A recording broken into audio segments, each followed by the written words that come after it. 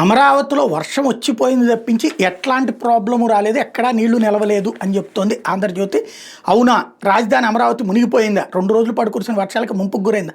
Social మీడియాతో పాటు జగన్ రోత పత్రిక ఇలా దుష్ప్రచారం చేస్తున్నాయి. కానీ క్షేత్రస్థాయిలో పరిశీలిస్తే అమరావతిలో కీలక ప్రాంతాలను సురక్షితంగా ఉన్నాయి, యథాతథంగా రాకపోకలు కొనసాగుతున్నాయి, రాజధాని నిర్మాణ పనులు జరుగుతున్నాయి. రాజధాని పరిధిలోని కృష్ణాయపాలెం, మందడం, నేలపాడు, లింగాయపాలెం, వెలగపూడి, రాయపూడి, దొండపాడు, ఉద్దండరాయనపాలెం సహా అన్ని ప్రాంతాలు అత్యంత సురక్షితంగా ఉన్నాయి. వర్షాలకు సాధారణంగా వచ్చే నీటి మడుగులు తప్ప మరి ఇంకేమీ లేవు. పంట పొలాల్లో సైతం నీరు నిలవలేదు.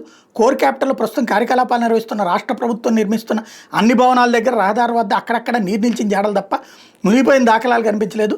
రాష్ట్ర ప్రభుత్వం ప్రతిష్టాత్మక పనులు చేపట్టిన కోర్ క్యాపిటల్ వద్ద ఆంధ్రజ్యోతి క్షేత్రస్థాయిలో పర్యటించింది. అమరావతిలో నుంచి ప్రవహించే కొండవీటి వాగు తాడికొండ దగ్గర కట్ట తెగి పంట పొలాలపై విరుచుకుపడింది. కానీ అమరావతిలో ఆ ప్రభావం ఎక్కడా కనిపించలేదు.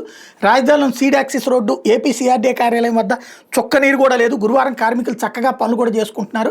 సిఆర్డీఏ భవనానికి ఎదురుగా నిర్మిస్తున్న 4 నిర్మాణాల వద్ద కూడా నీరు నిలవలేదు. నేలపాడు జంక్షన్ నిర్మిస్తున్న ఎమ్మెల్యేలు, ఎమ్మెల్సీల భవన సముదాయం వద్ద కూడా చుక్క నీరు నిలవలేదు. సీడ్ యాక్సిస్ నుంచి హైకోర్టుకు వెళ్లే రహదారి, ఆ రోడ్డుకు పక్కనే నిర్మిస్తున్న మంత్రుల భవనాలు, జడ్జీల నివాసాల వద్ద కూడా ఎక్కడా నీరు నిలవలేదు. ప్రస్తుత హైకోర్టు వద్ద చుక్క నీరు కూడా నిలవలేదు. నేలపాడులో ఐకానిక్ హైకోర్టు, జీఏడీ సెక్రటేరియట్ టవర్ల వద్ద కూడా వర్షపు నీటి ప్రవాహం కనిపించలేదు. టవర్ 1, టవర్ 2ల వద్ద గండి పట్టడంతో పొలాల్లో నుంచి వచ్చే నీరు రాఫ్ట్ ఫౌండేషన్ ముంచేసింది. ప్రస్తుతం అక్కడ గండిని పూడ్చే పనులు చేస్తున్నారు. ఐకానిక్ అసెంబ్లీ నిర్మించే ప్రాంతాల్లో కూడా నీరు నిలవకపోవడం విశేషం. ప్రధాన కార్యదర్శుల భవనాల వద్ద కూడా పనులకు ఆటంకం కలగలేదు. రాజధానిలో రహదారుల నిర్మాణ పనులు మాత్రం స్వల్పంగా నీరు చేరడంతో పనులకు ఆటంకం కలిగింది.